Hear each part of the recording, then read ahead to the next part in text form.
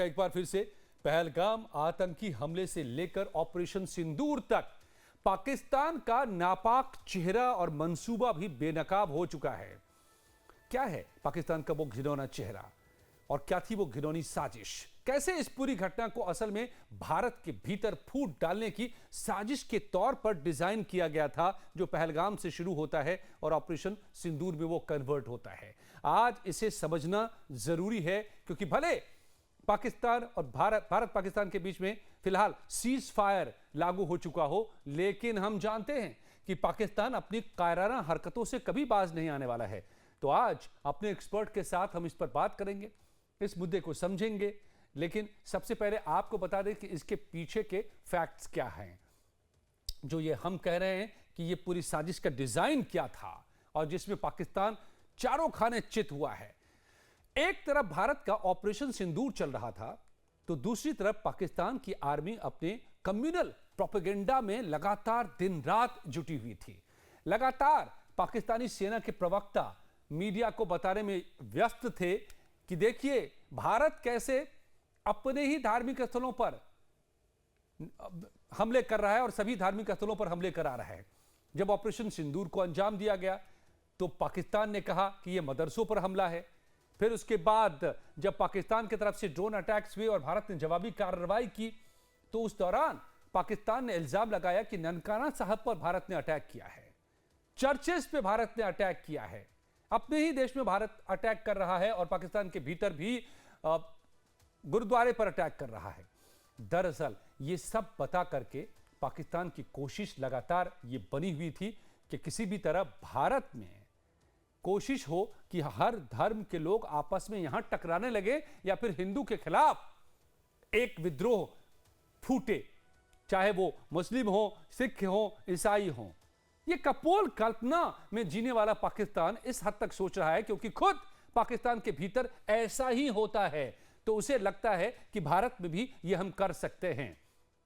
वजह समझिए बहुत ही साफ है, पाकिस्तान लगातार हार रहा है, युद्ध में हारा, आतंकवाद में हार रहा है, तो अब धर्म युद्ध का सहारा लेने की पाकिस्तान कोशिश कर रहा है। एक नई स्ट्रेटजी, एक नया एजेंडा, एक नया प्रोपेगेंडा। अब ये इसको जरा इसके जरिए भी समझिए कि पाकिस्तान ने इस दौरान पूरा क्या क्या किया, क्या ये मुनीर का डिजाइन कैसे था और कैसे पाकिस्तानी सेना के प्रवक्ता ने क्या क्या इस दौरान कहा।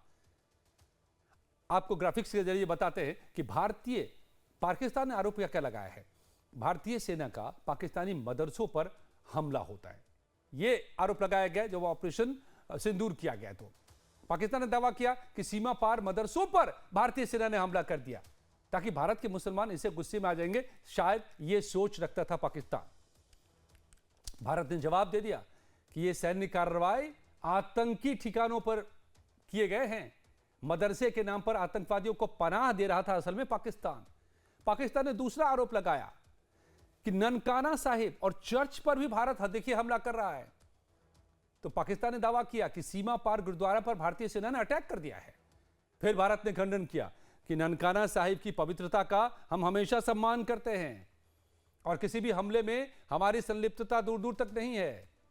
ये चर्च की बात जो की जा रही है, तो असामाजिक तत्वों के द्वारा कहीं कभी इस तरह की हुआ हो तो सरकार ने इसकी हमेशा निंदा की है और उसके खिलाफ कार्रवाई की है।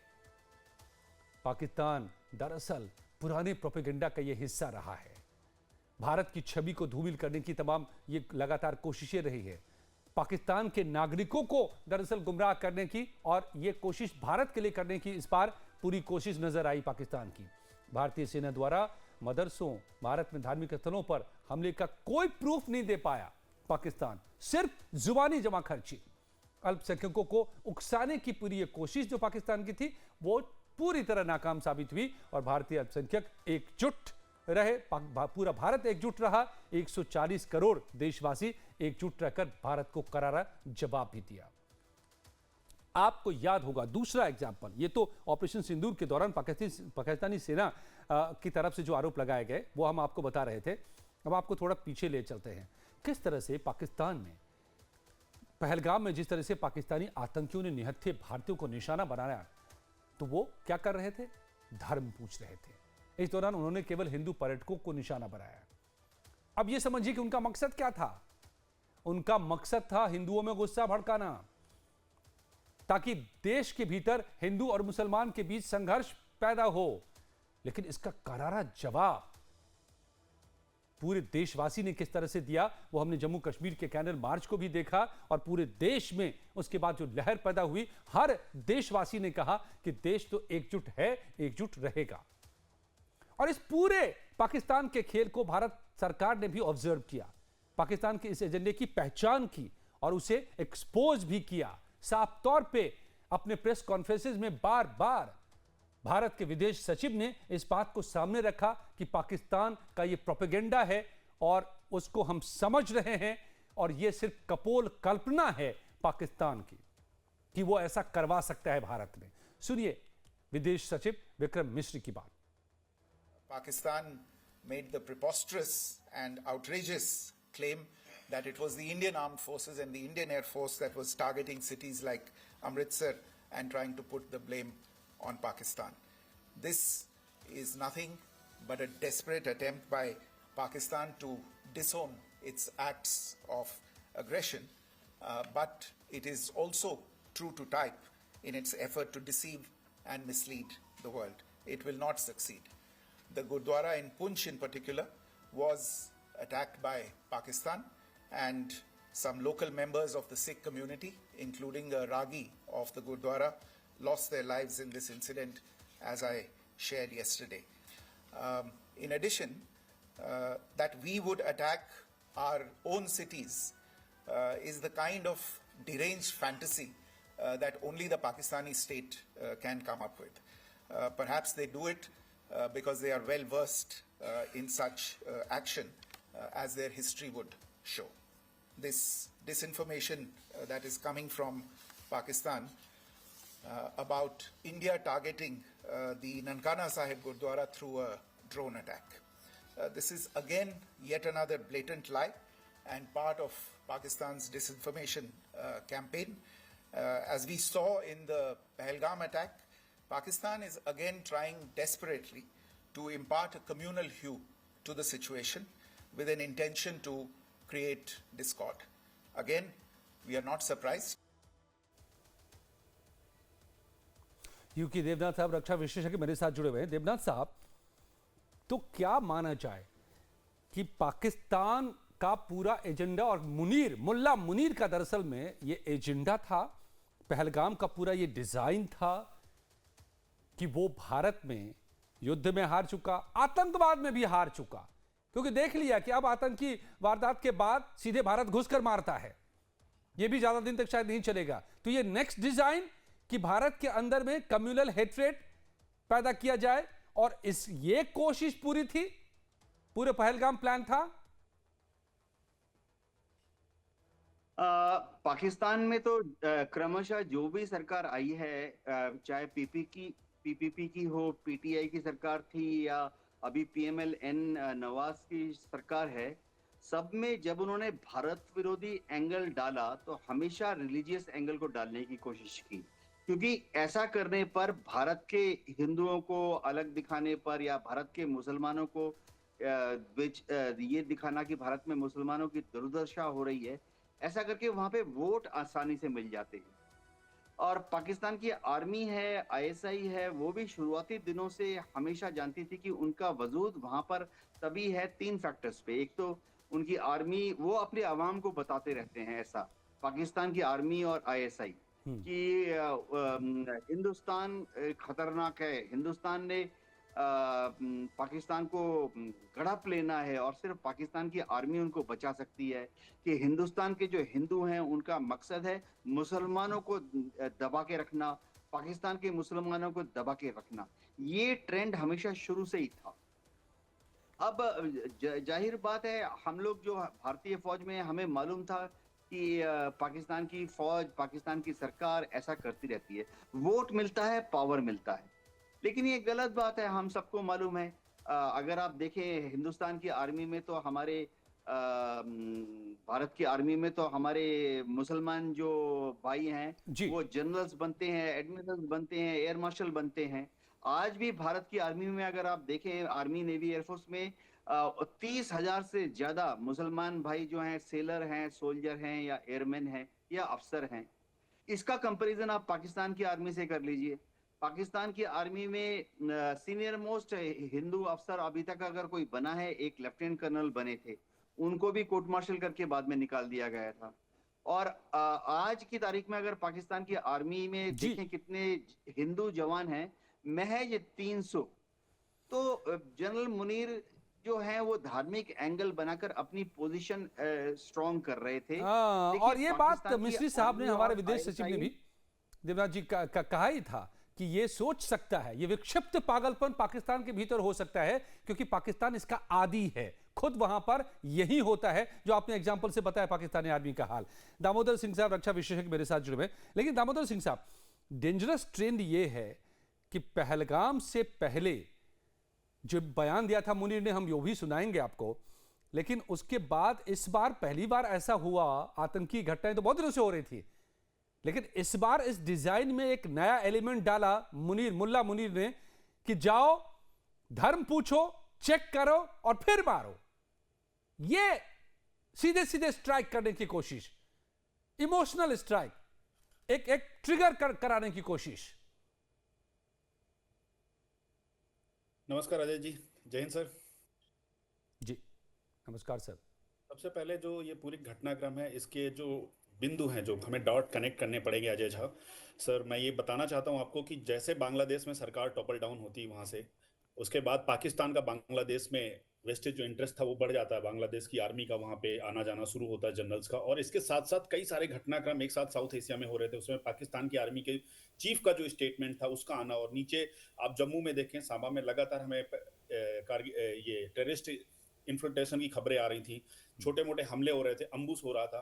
तो वो जो ये सब चीजें जो चल रही थी, इनसे जाहिर होता था कि कुछ ना कुछ होने वाला है।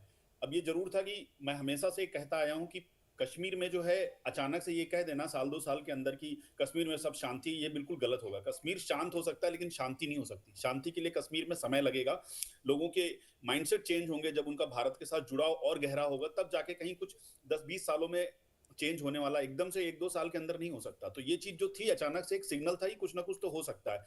साथ साथ में मुनीर, जो जनरल मुनीर है वहां के, उनका जो टेन्योर था वो खत्म होने वाला था, उनको जरूरत थी इस समय कुछ ना कुछ अपने पाकिस्तान आर्मी के महत्व को साबित करने की, क्योंकि जफर एक्सप्रेस जो 11 मार्च को बलूचियों ने हाईजैक करके पाकिस्तान आर्मी को जो चोट पहुंचाई थी, लगभग 150 जो सैनिक मारे गए थे, उससे उनकी छवि बिल्कुल दांव पे लगी हुई थी और पाकिस्तान की जनता पाकिस्तान आर्मी को दौड़ा दौड़ा के मारने वाली थी, जैसा कि उन्होंने इमरान खान के टाइम पे किया था। इमरान खान को जब अरेस्ट किया गया था तो पाकिस्तान आर्मी को जिस तरह से पाकिस्तान की जनता ने दौड़ा दौड़ा कर मारा था, एक तो एंगल ये था। दूसरा एंगल जो मुझे लगता है कि उन्होंने इस जो हमले को जिस तरह से प्रिपेयर किया, इस हमले की जो तैयारी करी, जिस तरह से उन्होंने धर्म जाति सब धर्म की आड़ ली, और जिस तरह से उन्होंने निहत्थे टूरिस्टों को चयन किया, बहुत ही वेल क्राफ्टेड थी। हर एक चीज बहुत अच्छे तरीके से उन्होंने प्लान की थी, किस तरह भारत के अंदर धार्मिक उन्माद और दंगे फैलाने हैं, लोगों के बीच में आपस में वैर मनस्ता बढ़ानी है, इसलिए लोगों से धर्म पूछो, उनको मारो, और टूरिस्ट के ऊपर हमला करके जो कश्मीर नॉर्मलाइजेशन की तरफ चल रहा है, कश्मीर की अर्थव्यवस्था पटरी में आ रही, कश्मीर और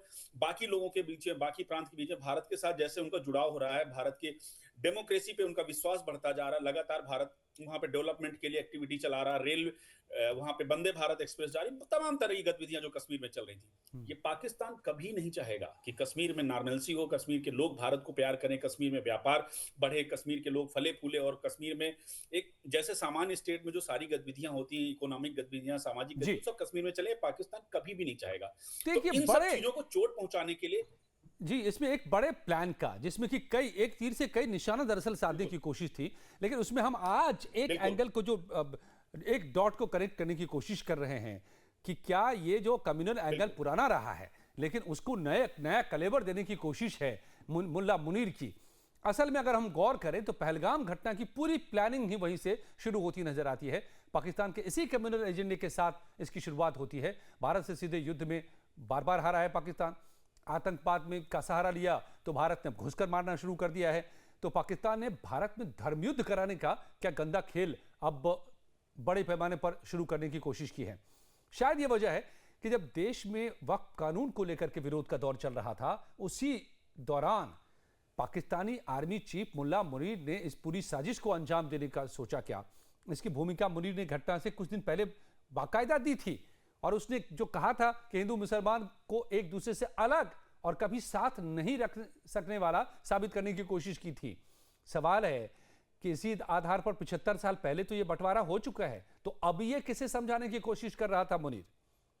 आप सबसे मैं पूछूंगा, लेकिन पहले सुन लीजिए एक बार मुनीर का यह नफरती एजेंडा वाला बयान।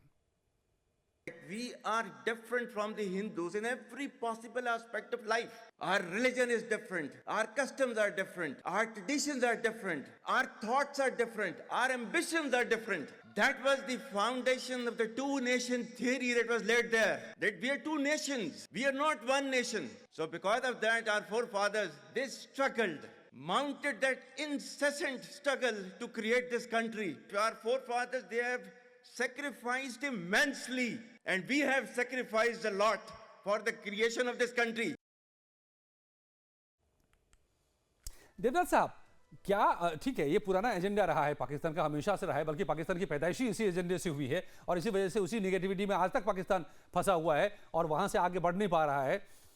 लेकिन इसको एज ए टूल, देखिए इसमें जो एक खतरनाक ट्रेंड, मैं लगातार आप लोगों से बात कर रहा हूं, यहां पर हम लोग देख रहे हैं एक एक खबरों को। जब ऑपरेशन सिंदूर शुरू होता है और उसके बहुत पहले ये बयान आता है, उसके बाद पहलगाम होता है, वहां भी हिंदू हम शब्द सुनते हैं, हिंदू मुसलमान। जब उससे पहले मुनीर बोल रहा था उसमें भी हमने सुना।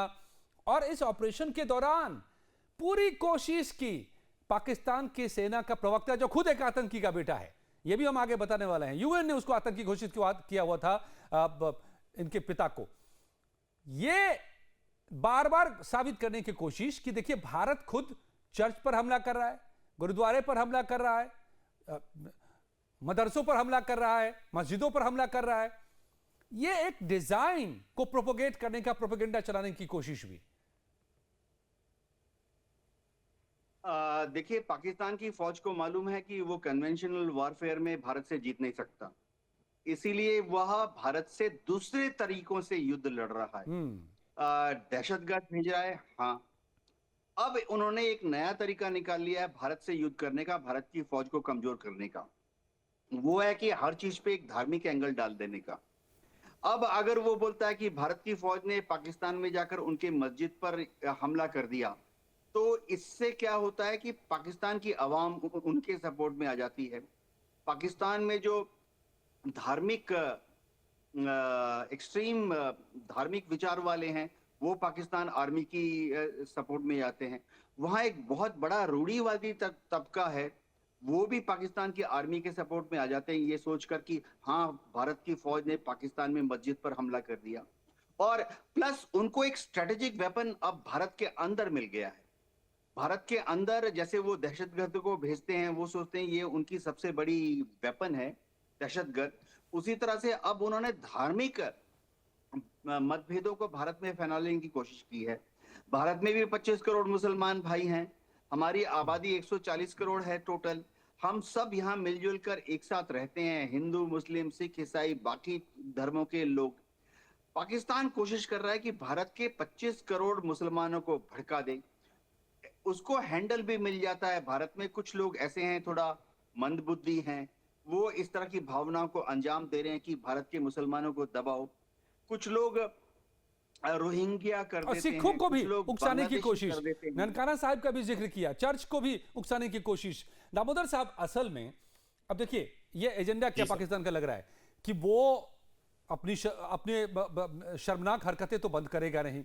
अब वो किसी धार्मिक ऐसे इस पर कल को हमला कर दे और बोले कि ये तो हमने किया नहीं, ये तो भारत करवा रहा है, देखिए हम तो पहले भी कर रहे थे, ये तब भी किया था, पाकिस्तान में भी किया, मदरसे पर हमला, मस्जिद पर, और अब हिंदुस्तान में भी करा रहा है। ये एक डिजाइन नजर आ रहा है और ये कहा गया है बाकायदा इस पूरे दरबयान पाकिस्तान में।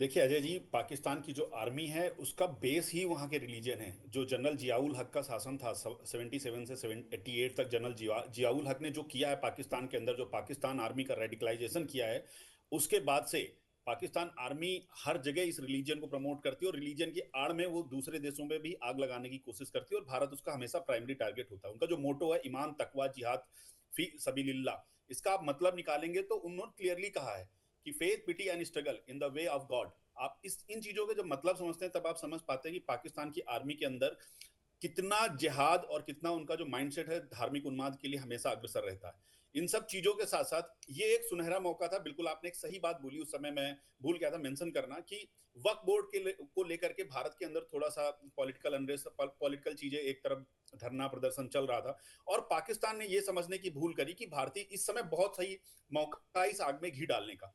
तो जो ये हमला हुआ पहलगाम के अंदर, इसमें उन्होंने धर्म को, इससे पहले भी बहुत सारे अटैक हुए लेकिन इस तरह से पर्टिकुलरली लोगों की रिलीजियस आइडेंटिटी को चेक करना और इस तरह की बातें बोलना, ये सब कुछ उसी का एक हिस्सा था उनकी रणनीति का कि अब ये हमले के बाद में भारत के अंदर, क्योंकि आप एक एंगल सोचिए जरा सा, क्या पाकिस्तान के अंदर माइनॉरिटी अगर मेजोरिटी के ऊपर इस तरह से हमला कर दे या कोई भी माइनॉरिटी ग्रुप जाके मेजोरिटी के ऊपर हमला कर दे, मैं लिख के देता हूं, इस बात का चैलेंज करता हूं कि पाकिस्तान के अंदर शाम तक उस माइनॉरिटी का एक एक बच्चा, पाकिस्तान की जो जिहादी माइंडसेट के लोग हैं वो काट देंगे, मार देंगे, वहां पे तुरंत दंगे शुरू हो जाएंगे। पाकिस्तान में नहीं रुक सकता इस तरह से। ये भारत था और इस समय भारत की जनता ने जितनी मैच्योरिटी दिखाई, कोई यहाँ पर दंगा नहीं हुआ, कोई इस तरह से कुछ नहीं हुआ। सबने आपस में मिलजुल कर कहा कि नहीं, ये आतंकवादी गतिविधि है और इसको हम डटकर मुकाबला करेंगे।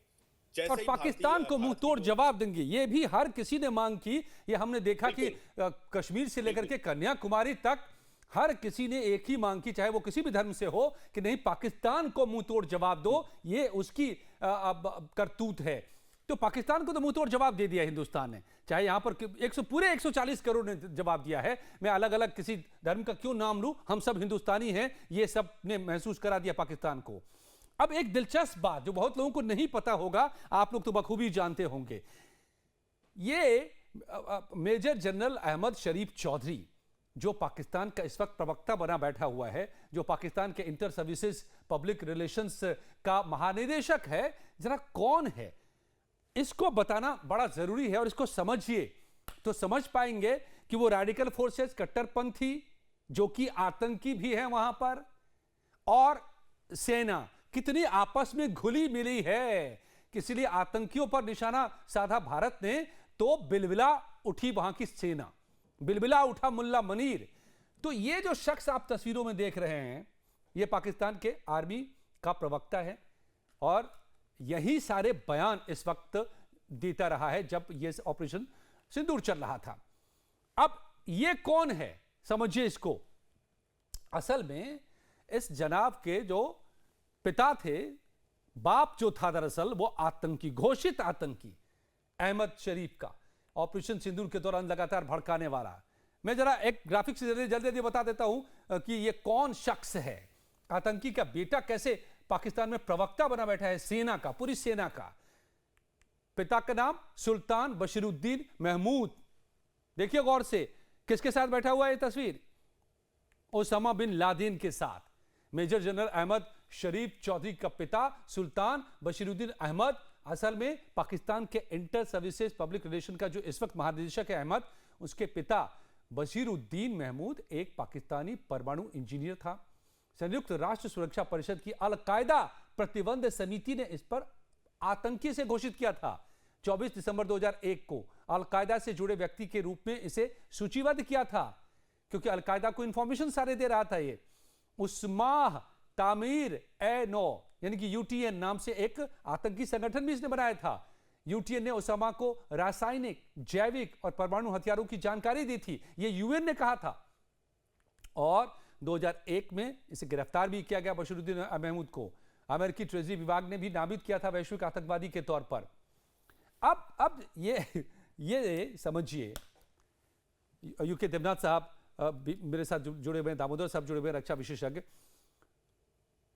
देवनाथ साहब, आतंकी का बेटा, यूएन डेजिग्नेटेड आतंकी, और यूएस ने भी, अगर पाकिस्तान की आर्मी का प्रवक्ता है और वो अगर भारत में धर्मयुद्ध के लिए बयान दे रहा है, प्रोपेगेंडा चला रहा है, और आतंकियों पर जब हम हमला करते हैं, सर्जिकल स्ट्राइक करते हैं, जैसा हमने किया 9 जगहों पर फिर से एक बार, तो दर्द से क्यों बिलबिला उठ रहा है मुल्ला मुनीर और पूरी पाकिस्तानी सेना टूट पड़ती है हिंदुस्तान पर, यह समझ में आना लाजमी है।